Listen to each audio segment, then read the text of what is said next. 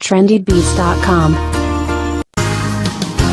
The Son of God is lifted high. The Son of God is lifted high. The Son of God is lifted high. The Son of God is lifted high. The Son of God is lifted high. The Son of God is lifted high. The Son of God is lifted high. The Son of God is lifted high. Oh, wonderful and glorious Jesus. The Son of God is lifted high. Wonderful and Glorious. His name is Jesus Christ. The Son of God is lifted. The Son of God is magnified. the Son of God is magnified. Oh, the Son of God is magnified. The Son of God is magnified. In Nigeria, Jesus is magnified. The Son of God is magnified. In my life, Jesus is magnified. The Son of God is magnified. Wonderful and glorious. Hallelujah. Son of God is lifted. Sing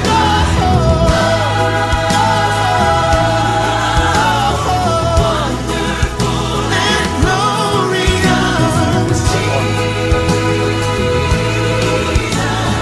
The Son of God is lifted.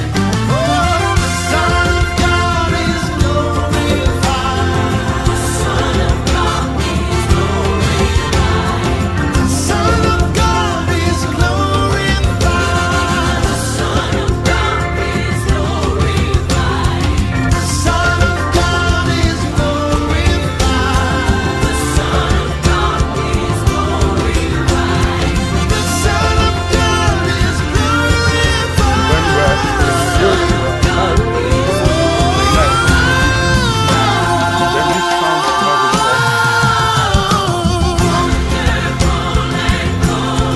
His name is Jesus. The Son of God Is lifted.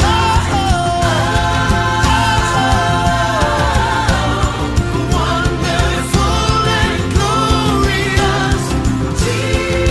Your name is Jesus Christ. The Son of God is lifted.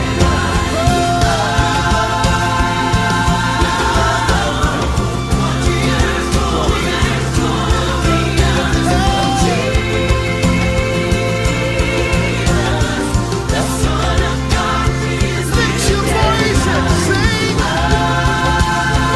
Lift your voice and sing. His name is the Son of God is lifted high. Come and play this one. The Son of God is lifted high. The Son of God is lifted high. Oh, wonderful and glorious Jesus. The Son of God is lifted.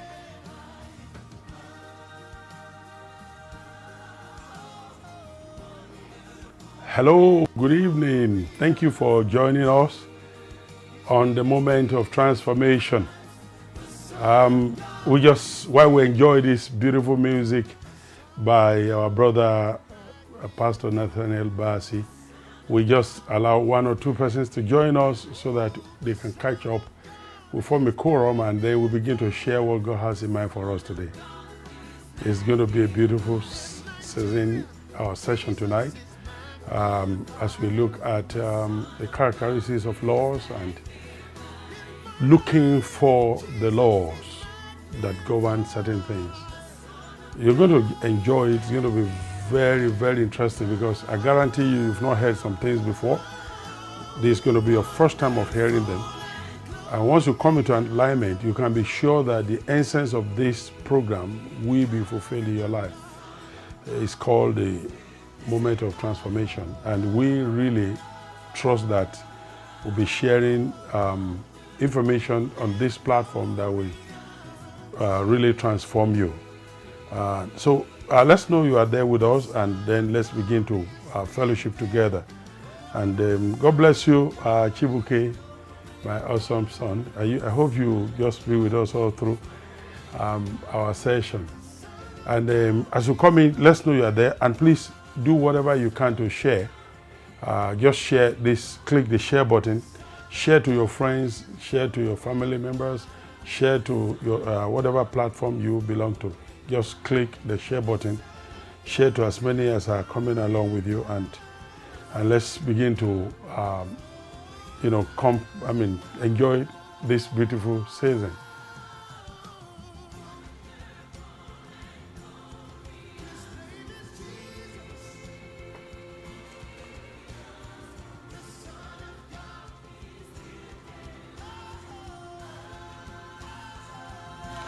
Just let's know you join us, and we'll be able to share this together. Please click the share button, share with somebody, share with family, share to them on Messenger. Let's enjoy a good session together. Let's just see how we have some beautiful things for you this particular season.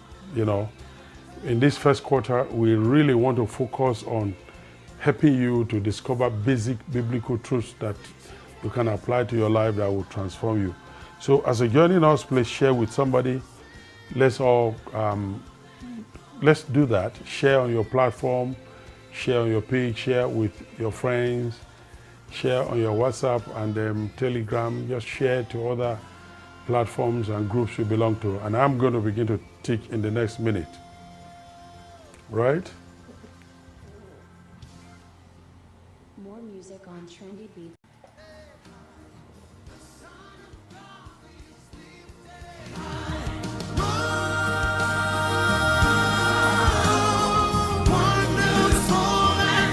Thank you. For those of you joining us, we're glad you're joining us. And Pastor Joe Ben, thank you for joining us as usual. Now we're going to be having a beautiful time.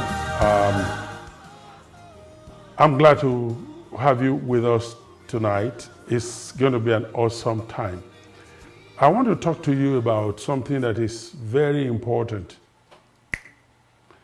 Now that's because we tend to understand God very differently, and a lot of us don't understand the principles behind. We don't understand the principles behind working with God. I want to show you those principles. Excuse me. I want to show you those principles. And those principles are essential because if you learn to understand how it works, then you'll be good. Everything will be all right. So that's what I'm talking about. Why do we talk about laws? When Christ has died to redeem us, many will quote from the curses of the law. And why do we still talk about laws? I want to explain some, because I said some things last week talking about the law of displacement, and I'm glad a lot of people enjoyed that. You saw them, you learned them, and then we're able to pick up together. But there are essential things I want to teach you today. That is to look out for the laws that govern certain things. Let me start from Ecclesiastes, and that happens to be where we started the other time, one of the studies during the life coach. But let's pick these up. Ecclesiastes chapter 7, verse 13. Verse 13. Now we'll be reading from the Living Bible. That's the version I'm using, or New Living Translation. It gives us the same thing. See the way, or notice the way God does things and fall into line. Don't fight the works of God. Don't fight the facts of nature. Who can straighten what God has made crooked? This verse of scripture alone introduces us to a side of God that most of us rarely discuss. We've rarely heard about it. That is this side of his protocol that governs his creation and activities. It's that side we're talking about now. He says, notice the way God does things. See the way he does things. Then fall into line. In other words, observe his protocols. Observe his methods of operation. Observe the way he does things. See the facts of nature. See things that cannot change just because you command them to, just because you instruct them to. See what have been registered as rules for sustaining creation, and then fall into line. In other words, walk in consonance with those things that are facts, that are natural, that are stipulations put into nature to control nature and to make nature work for your benefits. So notice the way God does things. Fall into line. Do not attempt to fight the ways of God. For who can make straight or who can straighten what has been made crooked? In other words, once something had been laid down by divine protocol, you are not in position to set it aside or make it appear like it should, make it work differently other than the way divine protocol has set it. So you must understand this principle. If not, you will confuse the person of God with the principles of God. And this is very, very important. You can't afford to confuse the person of God with the principles of God. They are two different things altogether. You need to understand. For instance, the sun rises, no matter where you live on earth, the sun rises from the east, sets in the west. Do you get that? If the sun rises in the east, sets in the west, it is not your job you do not have that spiritual or authority or power or whatever you call it. You don't have it. You don't possess that to reorder the sun to rise from the west and now set in the east, or rise from the north and set in the south. You don't have that authority. God did not give that to us.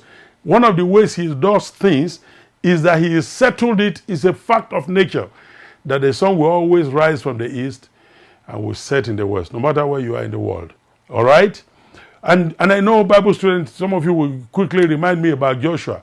Joshua did not request that the sun rises from the west to set in the east. Joshua did not request the alteration of what has been, of what God has settled, of what he wanted, or what he said should be. He didn't try to reorder that. What he did was that he said, let the sun delay its setting and the moon delay its rising. That was all that he requested for. That was granted to him. But he did not ask God to reorder the rising and the fall of the sun, or the rising of the sun and the setting of the sun. So you need to understand that that's how it works. This is how principles work. This is how the laws of nature work. You must know that God, the principle, there's a major difference between the person of God and the principles of God. There's a major difference, I say it again, between the person of God and the principles of God.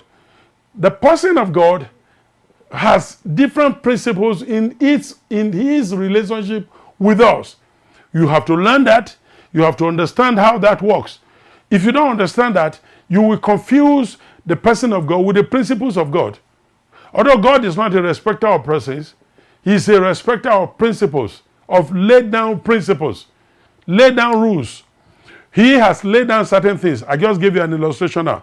The rising of the sun is from the east, it sets in the west. God is not going to respect you trying to reorder that. But if you learn to walk within the prism, within the window given to you from the rising of the sun to the setting of the sun, if you learn to walk within that principle, then God respects whatever you do. Okay? You need to get that. Now let's go on a little. You're going to see that it is altogether possible to experience God in one area to the exclusion of the other. You can experience the person of God without understanding the principles of God. The principles of you can experience one to the exclusion of the other. The principles of relating with the person of God differ mainly, very, very, very majorly from the principles of God. Working with the principles of God means that working with the person of God means that you observe spiritual rules that govern his relationship with you. And you can experience him, you can know him, you can understand him, you can relate with him on that platform. But that does not translate to you getting what his principles cover here on earth. Do you understand what I'm saying? For instance, I need to understand. You need to understand that relating with the person of the principles of God requires that you do certain things, whereas relating with the person of God requires that you respond. But the other one requires that you respond. The other one requires that you initiate. You learn and you initiate. For instance, to be healthy, to be spiritually intimate, to be in healthy, spiritually intimate relationship with God, all you need to do you need to take into account, number one, the grace of God. At the foundation of God's dealing with man is grace. That is an unmerited favor. He gives you what you don't deserve. Then he sits on the throne of mercy, that whatever you deserve that should come to you, I take it away from you. We deserve punishment. We deserve to die. We deserve to be destroyed. We deserve to go to hell. We deserve to do. I exercise my prerogative of mercy by pardoning you. You don't need to go through that. But then, and I give you grace to enjoy what you did not work for, what you didn't ask for, what you are not entitled to. I'm giving that to you. Do you understand that? So to enjoy the person of God, you then come to the understanding of grace. You need to know everything you get from God is grace. You cannot earn, anything from God through performance. You cannot. Because if you try to earn those things by performance, you lose it. You're not going to get that. You will never get anything from God if you try to do it by performance. It doesn't work. It's a conscious thing that you have to come to the understanding of his grace. You have to come to the understanding of his love. You have to come to the understanding of his power, that his love. God is love. God has all the power to do anything. And not only that, you have to understand his willingness. Not just that he has the power, that he is willing to exercise the power. Not just that he's willing to exercise the power, he already did in Christ. So you see the principles, spiritual principles of dealing with the person of God. You understand his grace. You understand his love. You understand his power. You understand his willingness. You understand the fact that he's not just willing. He had exercised his will and his willingness through Christ to do everything for you. Then you come to the understanding of faith. Without faith, it's impossible to please God. So I can confidently say I please God. You can say I'm a God pleaser. Why? Because you have faith. Because without faith, you can't please God. But once you exercise faith, then you please God. Then you do spiritual exercise. We pray to fellowship with God. We pray to make requests. If any man lacks wisdom, let him ask God, who gives to all men liberally. Ask and you shall receive. Seek and you shall find. Knock and it shall be opened unto you. And all that. Those spiritual exercises. Those exercises we do. We get into fasting, not to convince God, not to make God love us or do anything. God already did that. Do you understand what I'm saying? Okay, so let's move on. If you understand that, however, you need to then come to understanding his principles.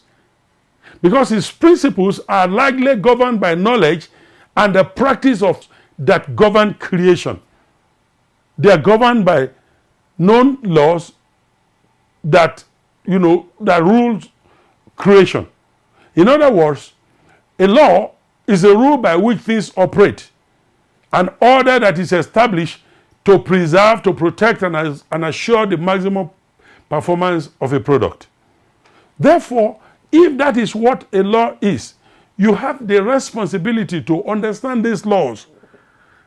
Why you trust God by faith, you pray, depend on God's prerogative of mercy, you enjoy grace. When it comes to the principles of God that govern creation, while you are on earth here, it is they are learned rules. There are things that have been put in place to govern creation. There are established rules that have been placed to govern creation. There are orders that have been set in place in order to preserve, to protect, and assure maximum production. We see one biblical rule. We see one rule that governs relationship. A man that has friend must show himself friendly.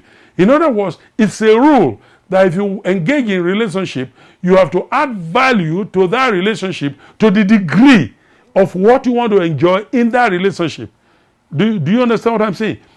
In other words, you cannot be married to a woman or to a man and want to give less than is demanded in that relationship. If you do that, you are not going to say, oh, God knows my heart. God knows my heart. You cannot invoke God to intervene in anything or to get involved in anything if you fail to play your part, because there are rules. So relationships work by rules. They don't work by mercy. They don't work by grace. They don't work by faith. I hear people on their wedding day, they say, will you take this woman whose hand you now hold to be your lovely whatever? You will take care of her, you will protect her, you will do this, you will do that. Or they ask the woman, will you submit to this man? Will you do this? He said, by the grace of God. Just shut up. Just keep your religious spirits at home. If you know you don't want to protect her, you don't want to take her, you don't want to love her, or you can't submit to him, cut it off now. Cut the chase now. Because religious people, in this part of the world, God does everything for us. And you see a man, and he's coming to you, please, I need help. My wife just, suddenly gave birth. And, brother, last year your wife had a baby, and I say, it's God. What can we do against it? It's God. It's God who is always giving children to people in this part of the world. God gives them children, gives them everything. They are not responsible for anything. But when it comes to this earth, whether it's relationship, whether it's commerce, whether it's exchange, whether it's whatever it is, all of the creation, all of God's creation, everything on earth had been programmed to function not by mercy, not by grace, not by faith, not by fasting and praying, not by reading your Bible. They have been programmed to function by rules. You can read your Bible to understand those rules, those laws. If I were to be reading my Bible, I can go into the book of Ecclesiastes and go to the book of Proverbs, and I can tell you about relationship between a man and a woman. I can talk to you about relationship between man and money, how to make money, how not to make money, how to spend money, how not to spend money, I can tell you all that from the book of Proverbs. I can tell you how not to be a shorty, how to be a shorty. I can tell you how to relate with women that are not your wife, or that not your wife, or how to relate with friends. All that we can read from Ecclesiastes. You can read that from Proverbs. These things can help you to understand those laws, those rules that have been placed by God over creation, over our activities here. But they're not going to be accomplished by fasting and prayers. They're not going to be accomplished by just quoting scriptures and by faith, by grace, by mercy. They will be accomplished, or they will be executed through learning these principles, these laws, and making them work. Do you understand what I'm saying? Okay, so it is an acceptable or professed rule of action or conduct, fundamental, primary, or general truth from which orders are derived. That's what we call the law. Okay, these are laws. Okay, so the law can also be referred to, or laws can be referred to as precepts, as directions and commandments or judgments or statutes or fixed laws, words, ways, patterns, and so on. So laws exist whether you know them or not. Laws are spiritual in nature. They are not visible. They are not physical. But though they are spiritual, they have physical consequences. For instance, you can argue with me all you want. Christ has redeemed me from the curse of the law. You only need to climb to 3-story building or 4-story building without harness, without going through the staircase. And then you go by the balcony and don't hold anything. And let's see what happens. Then try to jump down from there and let's see whether the law of gravity exists, or whether the death of Christ on the cross has taken away gravity. Do you understand what I'm saying? Some time ago, we saw Jesus on the pinnacle of the temple. And then right at the pinnacle of the temple, the tempter came to him and said, jump down. Let's see. Jump down. Because your father has promised to give his angel charge over you. What did Jesus say? Jesus said to him, it is written, you shall not tempt the Lord your God. Why did he say you shall not tempt the Lord your God? Because that's what is written. Don't tempt the Lord your God. Why? Because when we read about the temple, we saw that the Lord is in his holy temple. Let the earth be silent before him. Not that the Lord is in the pinnacle of the temple. So whatever takes you to the pinnacle of the temple, find a way of holding the guardrails so you can come down safely. Otherwise, you will kill yourself. And Jesus, who, although we're told in the beginning was the Word was God, the Word was with God, the same was in the beginning with God, and all things were made by him. Without him was not anything made that was made. And then there was a man sent to God to proclaim the coming of the Word. Even though Jesus, the Word, was the one that created all things, he was before all things were made by him and for his pleasure. But then, when he decided to take on the form of man, he became obedient to creation, even unto death. He became obedient to his creation. And part of his creation was the law of gravity. When God made this earth and stones came and the rocks and everything that he made each of them with matter. He made them with weight. They came with weight. That was when he introduced the law of gravity. And wherever he planted them, they remain there. And whatever does not go up cannot come down. Gravitational force will not pull to the ground. Do you understand what I'm saying? And because of that, you have to understand that principle that even Jesus, in his humanity, submitted himself to these laws. He submitted himself to the laws of nature. He respected the laws of nature to sleep. Sometimes he was in the boat and the disciples said, oh, don't you care that we are perishing? They went there and saw that he was sleeping. At the time, his body was also calling the law of feeding, of survival. You have to eat. He called his disciples, we are all hungry. Go and buy us bread. There are times nature will call, he will sleep. Nature will call, he will eat. Other things that will come. He needed to obey the laws of nature. I guarantee you in his humanity, he took a shower. Can I borrow you a leaf here? This is why it is more blessed to believe than to see. For those who have not seen, they believe. It was infinitely much more easier for you today, you and I, to believe on the Lord Jesus than it was for his disciples. Because these disciples were watching him.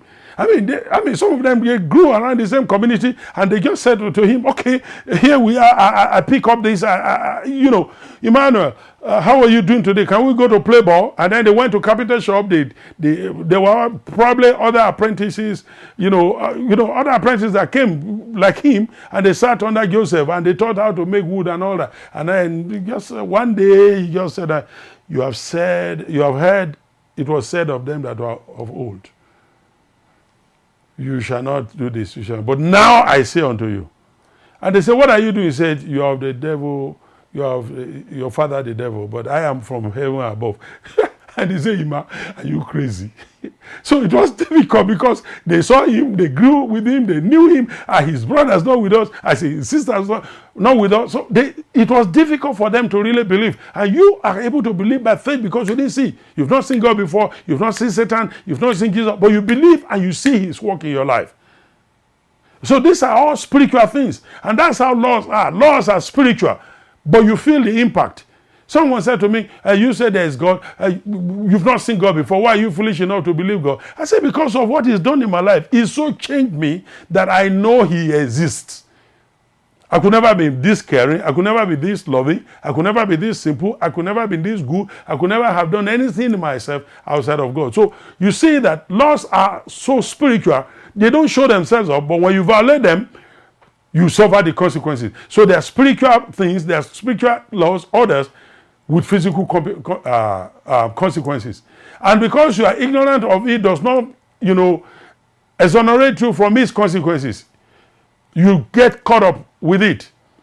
You've heard it, ignorance of law is no excuse. If you don't know about the law of gravity, you need to climb to a 3-story building or climb the stair of trees, and then you will find out that it exists. Oh, but I didn't know gravity exists. Explain that to the doctors at the hospital. You might require the aid of orthopedic hospital doctors to explain to you next time that gravity does exist. Okay, we have been redeemed from keeping the laws to obtain salvation, to bring us closer to God, or to obtain favor from God. but we are subject to spiritual, natural laws and legislative laws. So let's examine quickly, God laws and, human response to both of them. You see, that means that we will be learning the differences between divine actions and human responsibilities. Okay, we will also be learning about the power of human will and choices, as well as the balance between the three. Let's pick up Genesis chapter 1, verses 1 to 4. In the beginning, God created the heavens and the earth. The earth was without form and void, and darkness was on the face of the deep.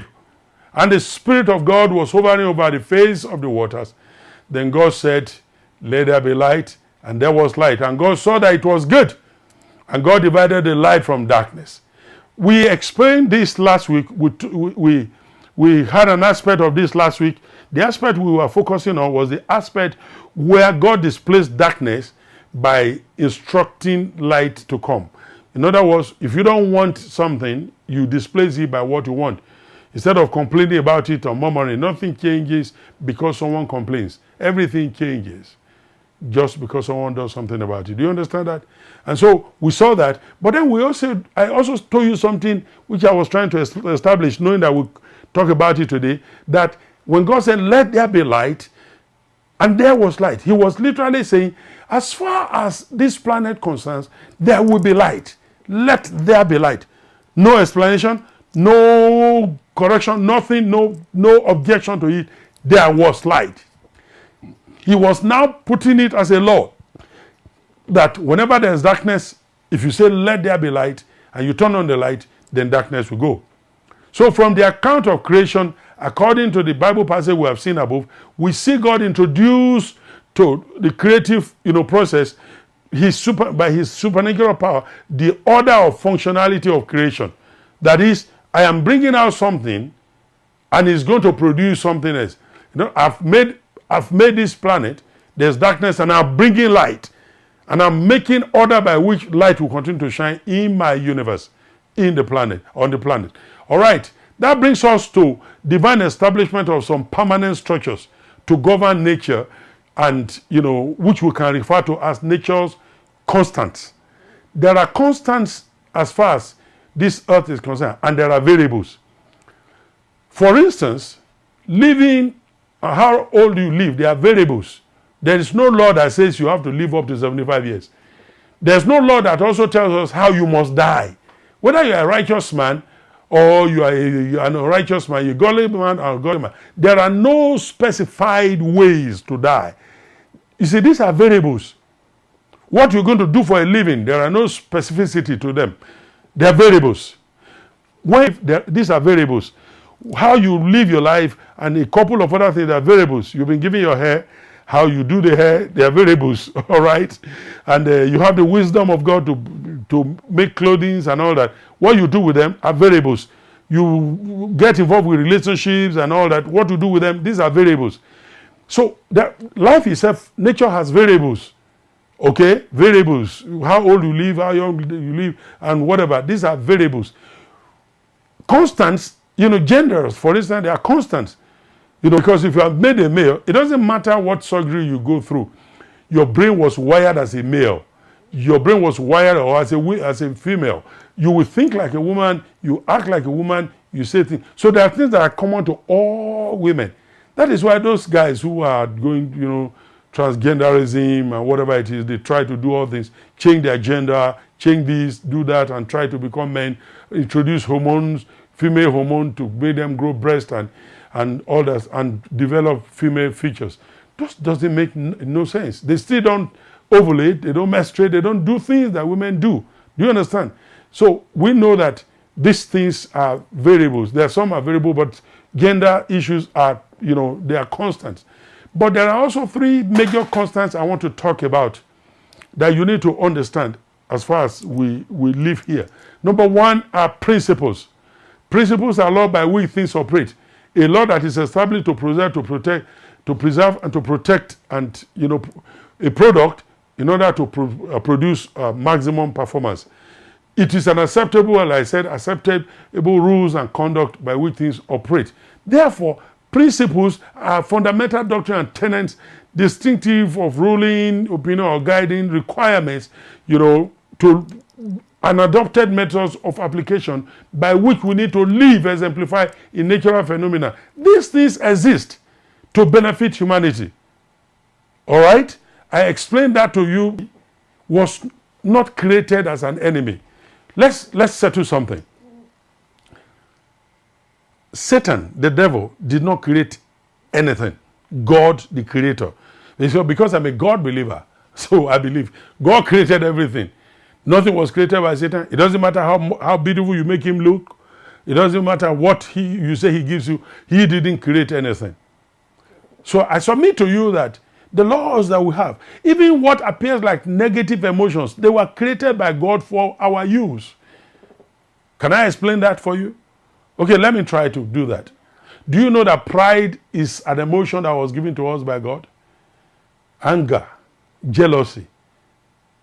Every one of these things were given to us by God. But a perverted use of anger teaches us to fight for our right instead of what is right. Okay, so let me give an illustration. Here, in a lawless country, people break the law every time.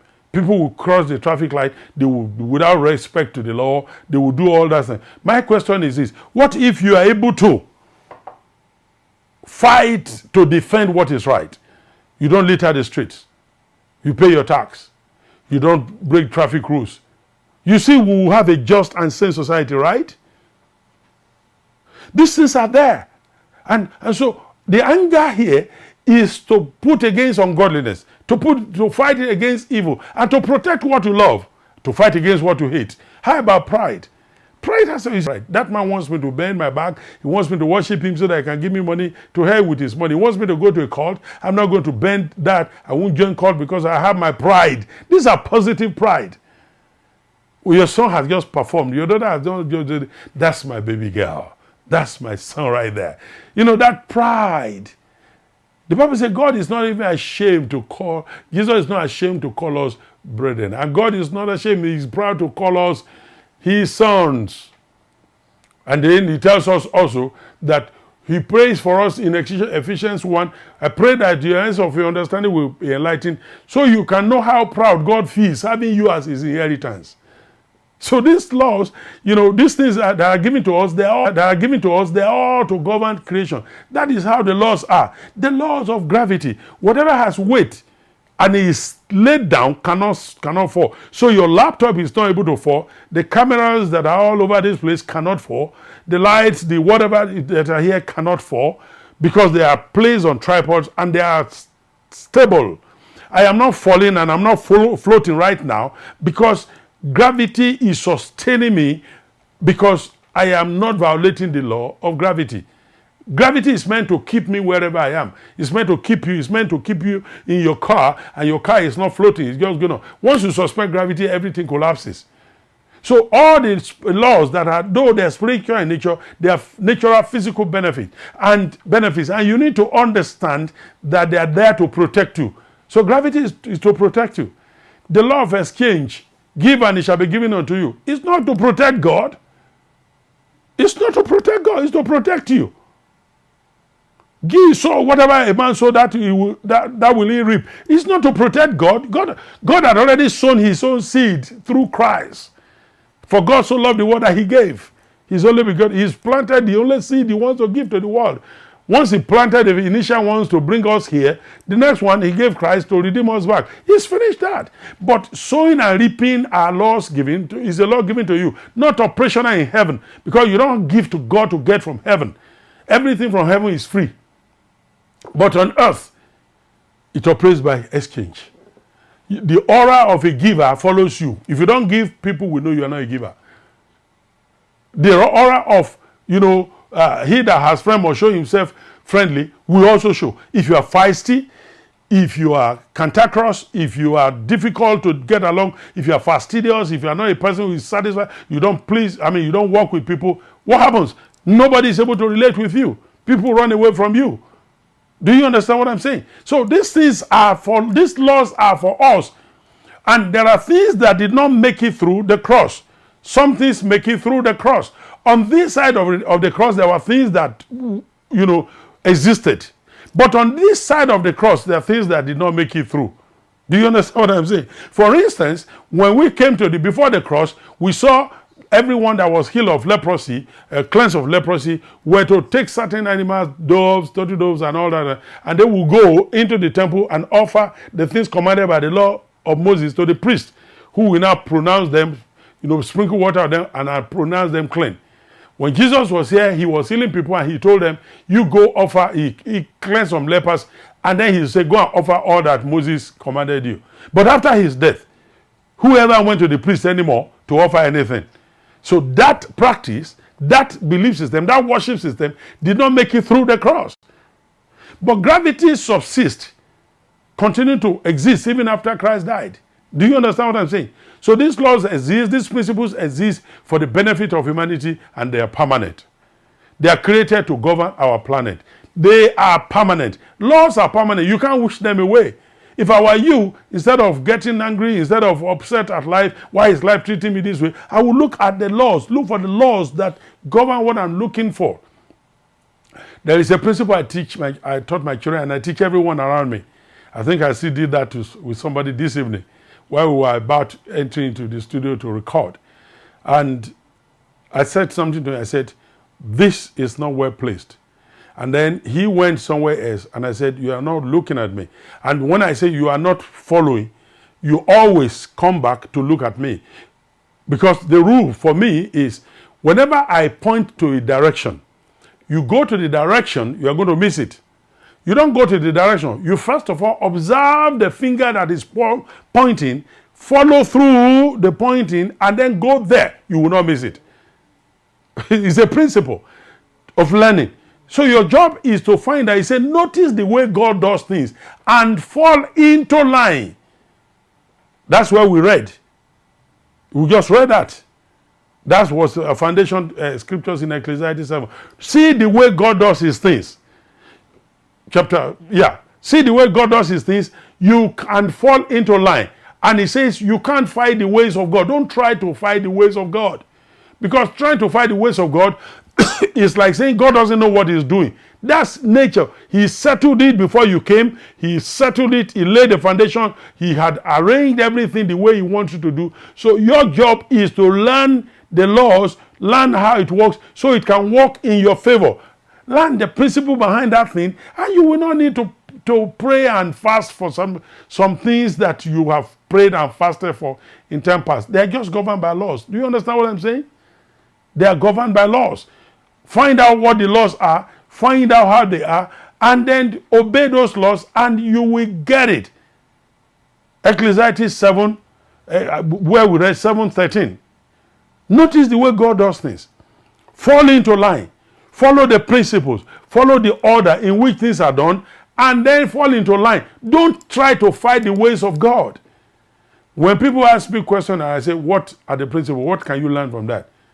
Many years ago, I think that was 1987, I was on a 3-day fast.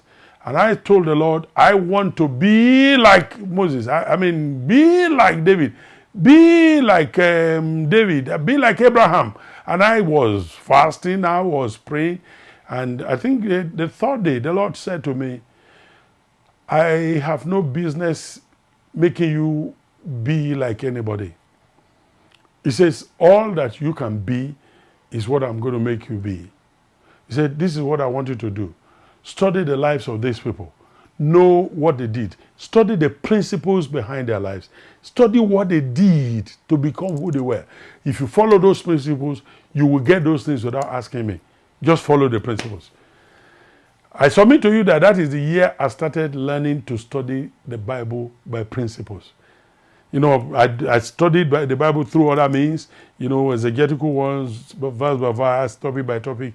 But this principle method, learning the scriptures through principles, I learned it in 1987. Then I began to say, look, if I know the principle behind what I'm saying or what I'm doing, I can do it. If I know the present change that affects humanity and the ecosystem, which are the primary beneficiaries of their existence. Change is to make someone or something different. Do you understand what I'm saying? To alter or modify something, to replace something with something else, especially something of the same kind that is newer and better. That's what we call change. To substitute one thing for another. They are permanent. They cannot be prayed out. You can't fast them away. You can't wish them away. You can't do anything about it. Change is permanent. You can't do anything about it. So real maturity teaches you to know how to manage change. How do I grow with change? How do I manage change? How do I make progress with change? How do I change the order of things? How do I replace it? And if change comes up, you're self-relevant to what is coming up. I remember the day I first, we had typewriter. It was amazing. Then we upgraded to electric typewriter in the days of Impressit and Olympio and all that stuff. Electric typewriter, it was a lot of testimony. We were joyful. It wasn't quite a year or 2 years. We went to 386, then 486, all processor. Then we went to Pentium 1, Pentium 2, Pentium 3, Pentium 4. And now you have it on your palm right now. Some of you are watching me on your phone right now. So everything had been reduced. The whole of what you spend ages, they have been reduced to your palm right now. So change has come. You can't wish it away. And if you see someone coming out to now pray, praise the Lord, people. God gave me a typewriter last week. You will call for deliverance for him. So you need to then know how change comes and how to, respond to change. Choices are permanent. Choice is an act or instance of choosing or making selection. With the right, choosing the right thing and the power or opportunity to choose between alternatives. They are human mechanisms for responding to principles and change. Of all permanent structures, the choice is the one that offers us the opportunity to create the climate, environment we truly want to live. It is change that does that. It is your choice. How you respond to change will help you create the climate you want. Do you understand what I'm saying?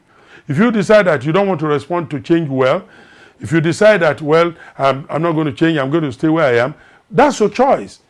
And that's one thing that God, devil, Satan, witches, anything you think, everyone, human beings, they all respect that. It's your choice. Because it's a free world. And you got to live that. You got to live by that. It's your choice. How do you recognize a law if you see? I said law exists whether you know or not. They are spiritual, but they are physical consequences. So, like I said, we've been redeemed from the keeping of the law for salvation and all that, and to bring us to God, favors and all that. No. Those things, we have them through Christ. To bring us closer to God, to obtain favor, all of them have been paid. But we are not redeemed from all the other laws. The death of Christ did not invalidate them. You need to know that God is a God of laws. He has protocols. He won't change them for you. Okay? If you are in trouble, you run into an accident, for instance, then God will intervene and deliver you from that accident. But it does not mean that just because you made a mistake, you are in an accident. I was at a pharmacy some days ago to see someone, and all of a sudden I saw a young man, and he was looking battered, beaten, bruised from his nose, mouth, everywhere. And I said, "Are you drunk?" He said, "No, sir, I don't drink." I said, "You are not looking happy. What, have you lost some?" What he said, "I fell down from a scaffolding." He was on top of a scaffolder, and there was no harness, no rope, no safety rope. He fell and was bruised all over him. The whole money he made and much more he must have spent at the pharmacy trying to take some treatment. Do you understand what I'm saying? God can deliver you from those things when there are accidents, but you willingly climb up to a scaffolder. You should have prepared for the consequences of not harnessing yourself. God is a God of laws. Laws are inherent in all creation. Do you understand? If you want to go into wildlife conservation and you want to say, I want to start a wildlife, a zoo or whatever, you want to go into the bush, there are rules. You need to know how this animal, okay, I want to tame lions, I want to tame leopards, I want to take tigers. There are rules to these things. Laws are spiritual. They are not visible, but they have their impact will be felt. Laws are not traditions. You say, but when we talk about laws, they are not traditions of your village. I'm talking about natural laws. Laws are given to protect your life. Laws are permanent. There are four kinds of laws we see. We see the ritual laws, and these are temporal laws that govern your tradition, acts of worship, and then among other people, among people group. But no matter how revered those laws may be, they are not binding, especially if they violate natural laws or spiritual laws. Okay? If they violate that. And that is why, you need to understand a lot of that you are legislating homosexuality does not make it binding. Because if the place for exit, you decide to make an entrance there, you are violating natural laws. And all of us don't have to adhere to that law. Number two are legislative laws. These are rules for corporate governance, conditional and situation. Conditional and based on the situation. Like Martin Luther says something that I love. And his words, Dr. Martin Luther King Jr. said, he said, one has not only a legal but moral responsibility to obey just laws. Conversely, one has a moral responsibility to disobey unjust laws. An individual who breaks a law that conscience tells him is unjust and who willingly accepts the penalty of imprisonment to arouse the conscience of the community over its injustice is in reality expressing the highest respect for the law. Those are legislative laws, when you see the lawmakers making the laws, those are laws. And the next thing is natural laws. These are the principles of life we have been talking about. These are natural laws, theory in ethics and philosophy that humans possess intrinsic values, and this, and to govern our reasoning and our behavior. So natural law maintains these rules, right and wrong, that they maintain that right and wrong are inherent in people and are not created by society or by court or judges. These are natural laws that we know that this is it. It is wrong to go to take someone's wife. It's wrong to go to break someone's home. It's wrong to do this. These are natural laws we know. Then we have spiritual laws which governs our relationship with God, and then we have laws, these laws that govern this earth. Now I'm going to be rounding up here because we need to do deeper. We need to go deeper in our next study. Do you understand what I'm saying? Okay, so conversely, you have to see that the converse of a law is also a law. Let me give you this instance. Whatever goes up must come down, right? Whatever does not go up, what happens? Then it cannot come down. It remains where it is. And we hear people say in scriptures, unto him who is able to do more exceeding abundantly more than what we think or ask of him, according to the power that is working in us. Okay, so let's read it the other way, the converse side. And unto him who is unable to do exceeding more abundantly, because there's no power working in you. So the law here says, if there's power working in you, he can do more than what you think or ask. But the converse of that law says, if there's no power working in you, then he can do. Look at another law. If a man's way pleases the Lord, he makes his enemies to be at peace with him. Let's see the converse of the law. What if a man's way does not please the Lord? He makes his friends become his enemies too. Do you understand what I'm saying? So these are some of the things you need to learn about this. So as we're talking about these principles, these laws, you need to understand. Some of us are serial violators of divine protocols. All the divine protocols are put there for you to obey. You cannot afford to be a serial violator of a divine protocol and hope that it will benefit you. Do you understand what I'm saying? Divine protocols are set to change your life, to transform you, to help you. And the first thing you need to do when you get there is every time you see something, ask yourself, what are the laws governing this? What are the laws ruling over this? What are the things that I need to learn? How do I operate this? Do you know that is the reason that every electronics, telephone, gadgets, whatever it is, anything you buy, you will open it and there is always a small piece of paper, or maybe few pages, or a small booklet all written inside. What are those things inside? What is it called? That's right. It's called manuals, right?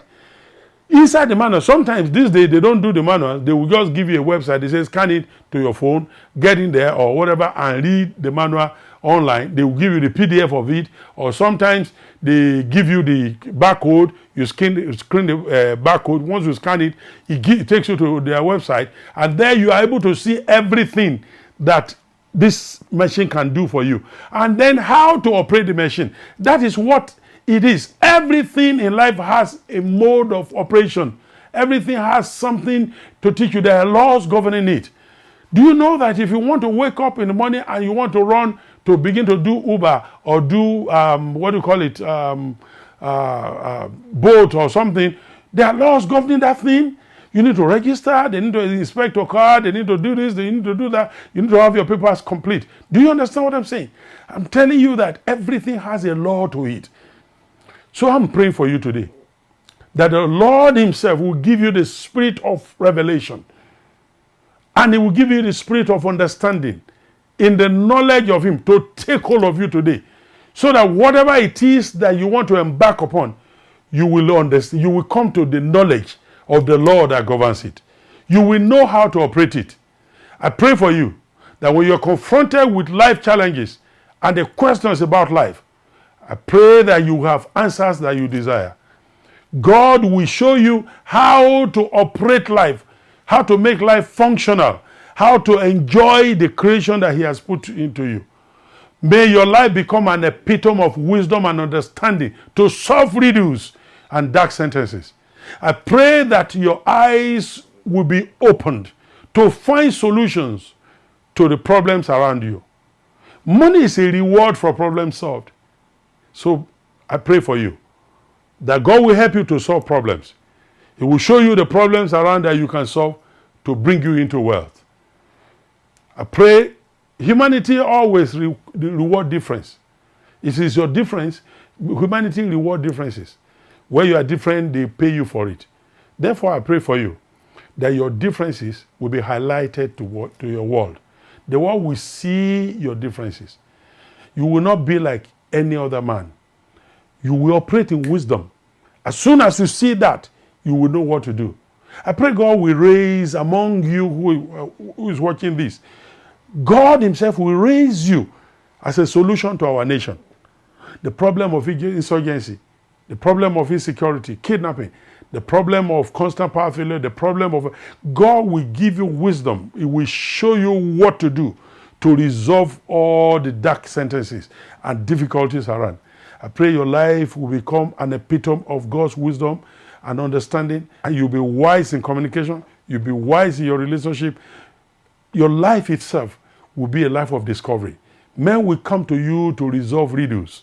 Men will come to you and they will show you things and you will give them answer. Your wisdom, because a greater than Solomon is here. So the wisdom of Christ in you will help you to do things that you've never experienced before. Thank you so much for joining us today. You're going to try to join me again exactly this time on the Life Coach, where I give you some life tips. And on Friday, exactly this time, the Life Coach TLC, I'm going to be back here just 25 minutes, and I'm going to give you some kits that will help you in life. Thank you for joining us, and I expect you here next week. God bless.